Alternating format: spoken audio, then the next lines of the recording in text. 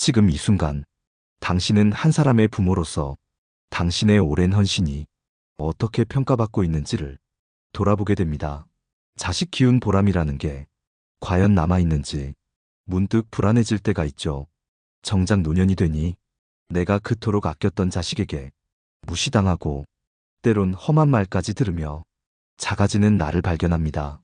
그럴 때면 가슴 깊은 곳이 서늘해지고 아무도 모르게 눈물 한 방울 삼키게 됩니다. 우리가 살아가는 이유 중 하나는 가족입니다. 그 중에서도 자식은 세상 어떤 것보다 큰 사랑을 주었던 존재죠. 하지만 사랑이 늘 보답받는 건 아닙니다. 특히 나이 들어서는 그 사랑이 무시로 되돌아올 때도 있습니다. 왜 이런 일이 생길까요? 무엇이 우리를 자식 앞에서 작게 만들었을까요? 오늘 우리는 그 근본적인 이유를 차근차근 짚어보려 합니다. 오늘의 주제는 자식에게 무시당하고 욕먹는 행동, 노년에 절대 해서는 안 되는 5가지입니다. 한 번은 이런 사연이 있었습니다. 서울에 사는 이명수님, 71살입니다. 젊은 시절 장사로 평생을 일하고 두 자녀 대학까지 시켰습니다. 남편 일찍 떠나보내고 혼자서 억척스럽게 살았죠. 하지만 자식들에겐 늘 미안했습니다. 자신이 가진 학벌이나 말투가 부족하다고 느꼈고 그래서 더 챙기고 더 아끼며 살아왔습니다. 첫째 아들은 대기업에 다니며 가정을 꾸렸고 둘째 딸은 약사로 도시 외곽에서 약국을 합니다. 명수님은 두 자식의 삶에 최대한 민폐가 되지 않으려 자신의 병원비도 아껴가며 혼자서 살림을 꾸려나갔습니다. 그러다 작년 겨울 갑작스런 낙상으로 허리를 다쳤습니다. 병원에 입원하던 날 첫째 아들에게 연락을 했는데 그 아들이 한 말이 명수님의 마음을 철렁이게 만들었습니다. 엄마, 미리 좀 조심하시지 그랬어요. 이제는 저희도 엄마 병원비까지 감당하기 힘들어요. 딸에게 연락하니 엄마, 약국 일 끝나고 너무 바빠. 오빠랑 상의해봐. 자식들에게는 그 말이 아무렇지도 않았을 겁니다. 하지만 명수님의 가슴은 서럽고 서러워 하룻밤을 울며 지새웠습니다. 그날 이후로 명수님은 스스로에게 물었습니다. 나는 왜 자식들에게 이렇게까지 무시당해야 할까? 내가 뭘 잘못했을까? 이 이야기는 한 사람의 특별한 경우가 아닙니다. 우리 주변에도 이와 비슷한 경험 또는 그 조짐을 느낀 분들 아마 계실 겁니다. 한 철학자는 이런 말을 남겼습니다. 존중받고 싶다면 스스로의 무게를 가볍게 두지 말라. 그렇습니다. 사랑도 중요하지만 그 사랑을 어떻게 표현하느냐에 따라 그 무게는 달라집니다. 오늘 방송을 통해 노년의 우리가 자식 앞에서 결코 해서는 안 될 5가지 행동이 무엇인지 하나하나 짚어보며 자존감 있는 부모로 존중받을 수 있는 삶의 자세를 함께 돌아보려 합니다. 지금 방송을 듣는 당신도 혹시 나도 저렇게 될까 두렵다면 그 시작은 이야기를 듣는 바로 이 순간입니다. 무시당하는 부모가 되는 이유. 첫 번째는 자신을 너무 쉽게 희생하는 태도입니다. 희생이란 말은 아름답지만 그 희생이 지나치면 존중이 아닌 당연함이 됩니다. 이경자님은 자녀 셋을 둔 82살 어머니입니다. 남편 없이 혼자서 아이들을 키우며 허리 펼 새도 없이 일만 했습니다. 젊은 시절에는 시장 좌판에서 떡을 팔았고 겨울에는 목장갑을 끼고 건설 현장 식당에서 밥을 했습니다. 아이들이 좋아하는 반찬은 한 번도 입에 대보지 못하고 오직 자식들 도시락에만 넣었습니다. 그렇게 살다 보니 이제는 어깨와 무릎이 망가졌고 손가락은 퉁퉁 부어 젓가락질도 어렵습니다. 그런데도 자식들 앞에서는 늘 밝은 얼굴을 유지했습니다. 아프다는 말도 못했습니다. 혹시라도 걱정할까? 부담스러울까 싶어서 말이죠. 하지만 그 결과는 자식들의 무관심이었습니다. 엄마는 옛날부터 튼튼하셨잖아요. 엄마는 아프단 말 하는 걸 못 들어봤는데. 그래요. 희생은 말을 하지 않으면 그 누구도 모릅니다. 더군다나 자식이라는 이름 앞에선 부모의 침묵은 당연함으로 인식되기 쉽습니다. 한 번은 경자님이 혼자 병원에 다녀오다 택시비가 없어 두 정거장을 걸어 내려왔습니다.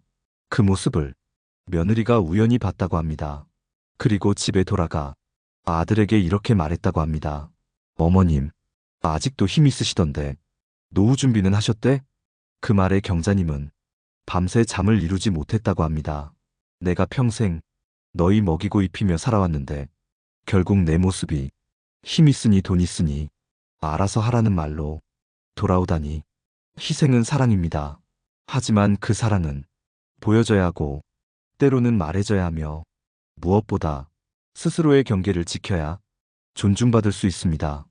노년이 되면 이런 말을 많이 합니다. 이젠 너희에게 다 맡기고 살란다. 나는 없어도 돼. 니들만 잘 살면 돼. 이 말이 반복되면 자식들은 어느 순간 부모를 삶에서 제외된 존재로 여기게 됩니다. 삶의 중심에서 벗어난 부모, 존재감 없이 살아가는 어른, 그리고 마침내 무시당하고 외면당하는 대상이 됩니다.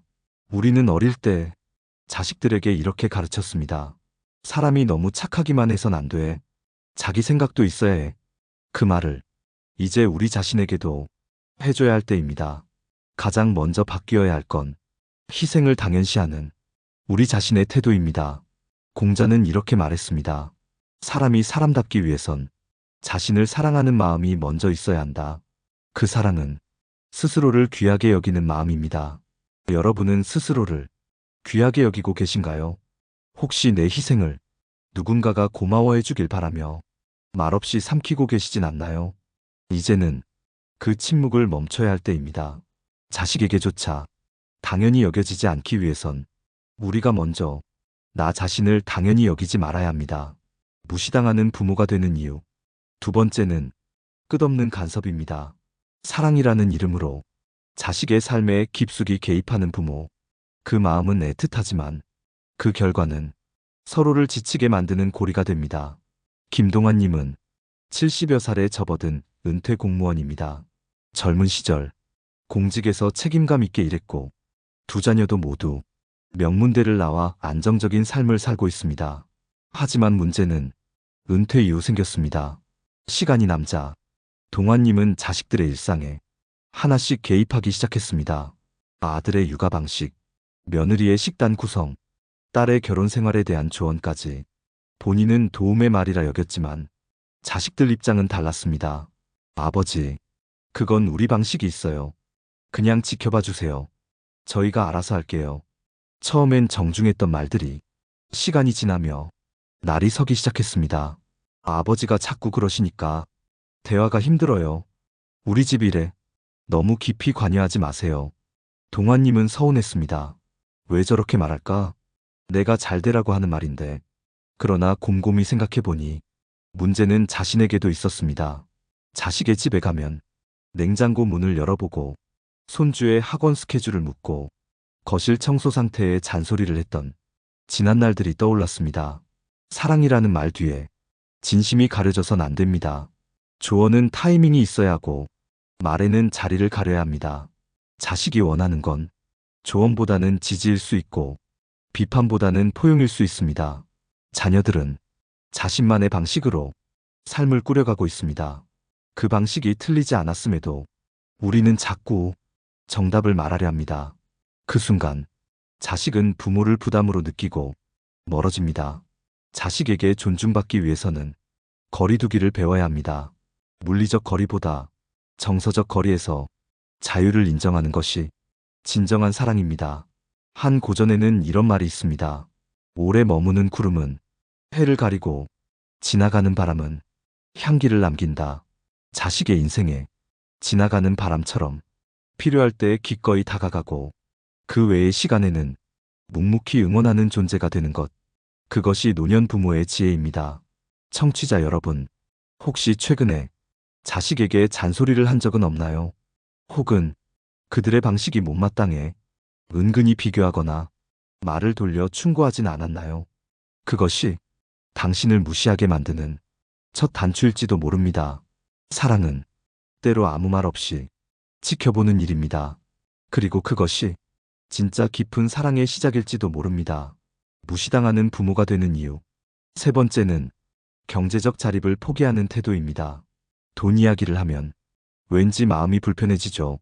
하지만 현실은 가장 현실적인 이야기를 피해갈 수 없습니다. 박재부님은 74세 어머니입니다. 평생 쌈짓돈을 모아 작은 아파트를 장만했고 그 집을 큰아들에게 결혼 선물로 내주었습니다. 아들은 말했습니다. 엄마, 이제 우리랑 같이 살아요. 편하게 지내세요. 그 말이 고마워. 두 말 안고 짐을 싸 아들 집으로 들어갔습니다. 처음엔 행복했습니다. 손주들과 밥 먹고 며느리랑 장도 보고 함께 저녁 드라마를 보며 웃던 날도 있었죠. 하지만 몇 달이 지나자 기류가 변했습니다. 어머니, 이번 달 생활비는 좀 더 줄이셔야 할 것 같아요. 애들 학원비가 너무 나가서요. 조심스럽게 시작된 말은 점점 눈치를 주는 눈빛으로 바뀌었고 어느 날은 며느리가 이런 말을 했습니다. 어머니도 집 팔아서 좀 더 보태주시면 안 돼요. 애들 교육비가 너무 들어가요. 그 말에 제부님은 침묵했습니다. 그 집은 지금 아들이 살고 있는 바로 그 집이었기 때문입니다. 제부님은 결국 동네 친구의 조언을 듣고 근처 고시원으로 나왔습니다. 손주 얼굴도 보지 못한 채 이제는 가끔 문자 한 통 받는 게 전부입니다. 이야기는 마음을 아프게 합니다. 하지만 현실입니다. 재산을 일찍 넘기고 경제적 의존을 하게 되면 존중이 사라지기 쉽습니다. 의도하지 않아도 사람은 자신이 부담을 지는 존재에 대해 무의식적으로 거리감을 두게 됩니다. 특히 경제적 무게가 자식에게 쏠릴 때 그 무게는 관계까지 눌러버립니다. 나 하나쯤은 네가 감당할 수 있지 않겠니? 라는 말 속엔 사랑이 담겨 있지만 그 사랑은 때로 부담이라는 이름으로 자식의 가슴을 짓누릅니다. 경제적 자립은 자존감을 지키는 울타리입니다. 작은 월세방이어도 스스로 낸다는 마음, 조금 부족해도 내가 먹고 쓰는 것을 내 손으로 해결한다는 태도, 그 모든 것이 당당한 노년을 만들어줍니다. 맹자는 이런 말을 남겼습니다. 의지하지 않는 자는 스스로 존귀해진다. 그 존귀함은 누가 만들어주는 게 아니라 우리가 선택하고 지켜내는 삶의 방식입니다. 청취자 여러분, 혹시 나도 모르게 자식에게 너무 기대고 있지는 않으신가요?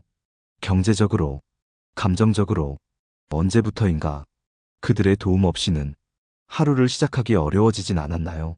존중은 자립 위에 세워집니다. 그리고 그 자립은 나이가 들수록 더 강하게 나를 지켜주는 갑옷이 됩니다. 이 갑옷이 있어야 우리는 자식 앞에서도 떳떳하게 설 수 있습니다. 자식의 삶을 도우려 내 것을 내어주는 것도 한 번쯤은 다시 생각해봐야 할 일입니다. 사랑은 주기도 하지만 지켜야 할 선도 있다는 것. 그 선을 지키는 순간 자식은 비로소 당신을 하나의 인격으로 바라보게 될 겁니다. 무시당하는 부모가 되는 이유. 네 번째는 감정 조절을 하지 못하고 짜증과 불평을 반복하는 태도입니다. 나이 들수록 말이 많아진다고 하죠. 그 말이 지혜와 경험으로 가득 차 있다면 존경을 받습니다. 하지만 그 말이 끝없는 불평과 비난으로 가득 차 있다면 사람들은 고개를 돌립니다. 유정자님은 78살입니다. 혼자 살다 딸의 권유로 딸 부부와 함께 지내게 되었습니다. 처음엔 조심스럽게 손주와 함께하는 시간을 행복해했습니다. 하지만 시간이 흐르며 정자님의 입에서는 자연스럽게 불평이 늘어났습니다. 요즘 애들은 왜 이렇게 버릇이 없어? 밥이 왜 이리신 겁니까? 나 때는 이렇게 안 했어. 며느리는 옛날 며느리만 못하다. 정자님은 자신도 모르게 누군가를 탓하고 과거를 그리워하며 지금의 모든 것에 작은 불만을 얹었습니다. 그 말들이 모여 딸의 남편은 점점 집에 일찍 오지 않았고 손주는 할머니 방 근처에 가지 않으려 했습니다. 그리고 결국 딸이 조심스레 말을 꺼냈습니다. 엄마, 우리도 너무 지쳐요. 엄마 말씀이 틀린 건 아닌데 그 말이 계속 반복되면 우리가 숨을 쉴 수가 없어요. 그제서야 정자님은 깨달았습니다. 자신이 하는 말이 어떤 감정을 남기고 있었는지를. 사랑은 말로도 상처가 됩니다. 아무리 가까운 사이라 해도 매일 듣는 짜증과 불만은 영혼을 지치게 만들죠. 불만을 토로할 수는 있습니다. 하지만 그 말의 빈도와 방식이 상대를 향한 화살이 되어선 안 됩니다. 나이가 들수록 우리에겐 두 가지 선택이 있습니다. 과거를 안고 세상을 비난하며 살아가거나 지금 이 순간을 긍정의 시선으로 바라보며 존중을 지켜가는 것. 한 심리학자는 이렇게 말했습니다. 긍정은 사람의 마음을 붙잡는 가장 강력한 자석이다. 말 한마디에 사람이 따뜻해지고 또 말 한마디에 사람이 등을 돌립니다. 자식에게 사랑받고 싶은 마음이 자신도 모르게 불만으로 뒤덮여 있었다면 그 사랑은 자식의 마음까지 밀어내고 있었던 건지도 모릅니다. 청취자 여러분, 혹시 최근 자식에게 불평을 한 적 있으신가요? 혹은 손주를 보며 요즘 애들은 모르겠다며 한숨을 쉬신 적은 없으신가요? 우리가 하는 말, 그 한 줄 한 줄이 사람의 마음을 살릴 수도 있고 서서히 멀어지게 할 수도 있습니다. 말을 줄이란 뜻이 아닙니다. 내가 지금 어떤 감정으로 이 말을 하고 있는지를 한 번만 돌아보자는 것입니다. 세상에서 가장 따뜻해야 할 부모의 말이 가장 날카롭게 들릴 수 있다는 것. 그 사실만 기억해도 우리는 달라질 수 있습니다. 당신의 말이 자식의 귀가 아닌 마음을 두드릴 수 있다면 당신은 존중받을 수 있는 부모로 지금도 충분합니다. 무시당하는 부모가 되는 이유. 5번째는 삶의 중심을 자식에게만 두는 태도입니다. 많은 부모들이 나이 들어서도 자식 걱정을 놓지 못합니다. 그 마음은 이해됩니다. 평생 품에서 키운 존재니까요. 하지만 문제는 자신의 모든 삶의 기준을 자식에게만 맞출 때 존재의 무게가 가벼워진다는 데 있습니다. 이재수님은 72살입니다. 아내를 먼저 보내고 홀로 남은 이후 딸 부부가 사는 대전으로 이사를 했습니다. 처음엔 딸이 아빠 혼자 계시면 외롭잖아요. 우리랑 같이 지내요. 라고 말해주었고 재수님도 그 말이 정말 고마웠습니다. 하지만 같이 지내는 동안 재수님은 자신의 모든 생활을 딸 가족의 일정에 맞췄습니다. 아침엔 손주 깨우기, 점심엔 장 봐서 반찬 준비, 저녁엔 딸 부부 귀가 전, 집안 청소까지 맞춰놓기, 취미였던 동네 장기 모임도 접고 가끔 가던 종교 모임도 애들 시간에 방해될까봐 미뤘습니다. 하지만 시간이 지나자 딸 부부는 재수님이 점점 예민해지고 눈치를 본다며 조심스럽게 거리를 두기 시작했습니다. 아빠, 요즘 왜 이렇게 말씀이 없으세요? 좀 나가서 사람들도 만나고 하세요. 그 말에 재수님은 어쩐지 허탈했습니다. 내가 바란 건 같이 있고 싶다는 것뿐이었는데 그 마음이 오히려 짐이 되었을 줄은 몰랐습니다. 우리가 기억해야 할 것은 사랑은 쏟는 것이 아니라 흐르게 두는 것이라는 사실입니다. 사랑은 넘치면 짐이 되고 적절히 거리를 두면 오히려 더 깊은 유대를 만들어냅니다. 자식이 인생의 전부가 되면 그 전부가 조금만 소홀해져도 우리는 흔들립니다. 그리고 그 흔들림은 상대에게 피로감을 안깁니다. 우리는 스스로 묻게 됩니다. 나는 지금 누구의 삶을 살고 있는가?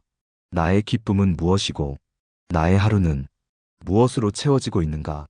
자식이 내 삶의 목표가 되면 나는 목표를 잃는 순간 존재 이유마저 흔들립니다.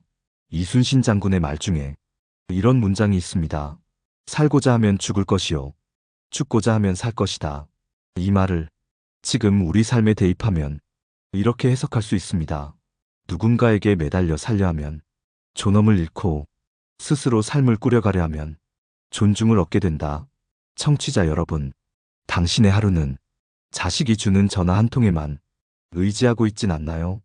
당신의 기쁨은 손주 웃음에만 매달려 있지는 않나요? 이제는 나를 위한 하루, 내가 좋아하는 음악, 내가 걸어보고 싶던 길, 그 모든 것을 조금씩 찾아야 할 시간입니다. 자식이 인생의 전부였던 시간은 그 자체로 소중합니다. 그러나 지금은 나 자신에게 집중해야 할 때입니다. 존중받는 부모란 자식의 삶을 도와주면서도 자신만의 삶을 놓지 않는 사람입니다. 그 사람이 되어야 자식도 우리를 하나의 사람으로 대할 수 있습니다. 이제는 자식 중심이 아닌 나 중심의 삶을 살아가야 할 시간입니다. 그리고 그 순간부터 당신은 진정한 의미, 자유로운 어른이 됩니다.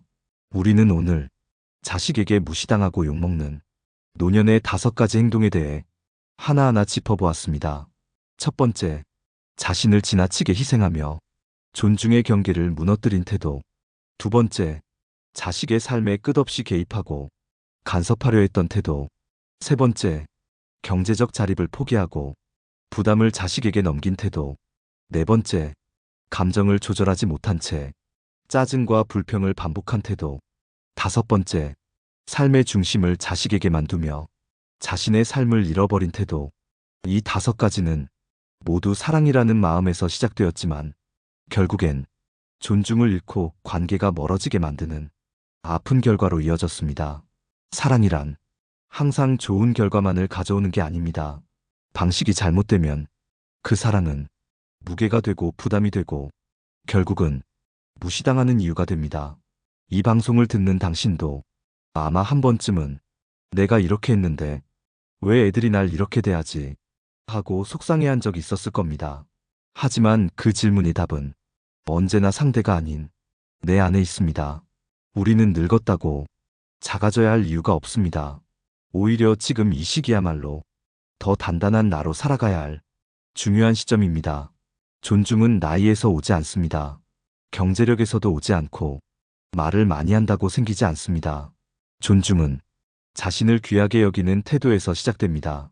적당한 거리, 적당한 말, 적당한 도움, 그리고 스스로 삶을 이끌어가는 자세. 그런 부모를 자식은 무심한 듯 바라보다가도 어느 순간 깊이 존경하게 됩니다. 무언가를 억지로 가지려 하지 않고 스스로 중심을 잡고 살아가는 사람. 그 사람은 언제나 빛이 납니다.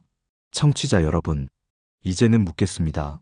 오늘 하루 당신은 당신을 위해 무엇을 하셨나요?